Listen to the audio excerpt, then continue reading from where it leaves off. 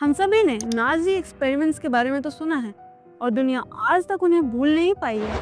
लेकिन जापान में around world war 2 एक ऐसा लैब था जहाँ पे नाजी एक्सपेरिमेंट से भी horrific and brutal human experiments होते थे। इसका नाम था unit 731। Around world war 2 Japan ने चाइना को इन्वेड कर लिया तो उन्होंने वहाँ पे एक लैब फैसिलिटी बनाई जिसका ऑफिशियल नेम था epidemic prevention and water purification department. लेकिन ये एक डेथ फैक्ट्री थी। यहाँ पे अनविलिंगली जो ह्यूमंस थे उन्हें लाया जाता और उन पे एक्सपेरिमेंट्स किए जाते थे। तो आखिर यूनिट 731 में क्या था? यूनिट 731 में वो काफ़ी सारे चीज़ें स्टडी कर रहे थे, जिसमें से सबसे पहली थी कि ह्यूमन बॉडी जो होती है वो फ्रॉस्ट बाइट से कैसे रिएक्ट करती है। तो वो लोगों के हाथ और पैर एकदम ठंडे पानी में तब तक डुबा के रखते थे जब तक वो फ्रीज ना हो जाए। फिर उसके बाद उसे तोड़ा जाता था और उस पर स्टडी की जाती थी कि जो ह्यूमन बॉडी है वो एक फ्रॉस्ट बाइट से रिकवर कैसे करती है। एंड जो लिविंग ह्यूमन बींग्स थे उन पर ऑपरेशन होता था, उनको विविसेक्ट करते थे ताकि उनके जो अंदर के ऑर्गन्स हैं उन्हें स्टडी किया जाए in real time.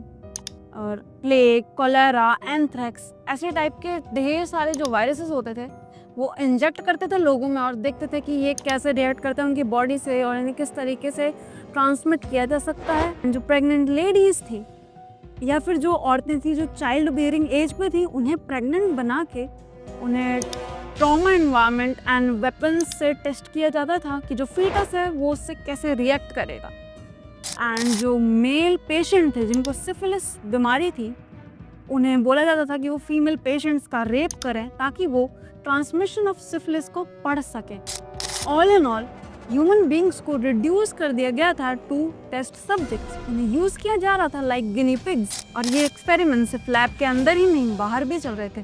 Plague infected fleas को छोड़ दिया गया था चाइना के गांव में ताकि वो लोगों को इन्फेक्ट करें। और ये जो बायोलॉजिकल वॉरफेयर था इसमें करीबन 2 लाख लोगों की मृत्यु हुई थी and around 3000 to 12,000 people died because of direct experiment with them। तो 1945 में जब जापान ने सरेंडर कर दिया टू एलाइड पावर्स तो सबको यही लगा कि जैसे न्यूरनबर्ग ट्रायल में साइंटिस्ट को सज़ा मिली थी वैसे ही इन साइंटिस्ट को भी सज़ा मिलेगी। लेकिन एकदम इसका उल्टा हुआ। इन साइंटिस्ट को इम्यूनिटी मिल गई in exchange of their research and जो वर्ल्ड के सबसे डार्केस्ट सीक्रेट को एक कोल्ड वॉर बार्गेन में तब्दील कर दिया गया। इन लोगों को कोई सज़ा नहीं हुई एंड विक्टिम्स को कोई भी जस्टिस नहीं मिली और दुनिया के सबसे बड़े वॉर क्राइम पे पर्दा डाल दिया गया। तो आपके ओपिनियंस क्या हैं मुझे कमेंट सेक्शन में ज़रूर बताइएगा। Do like the video. Thank you.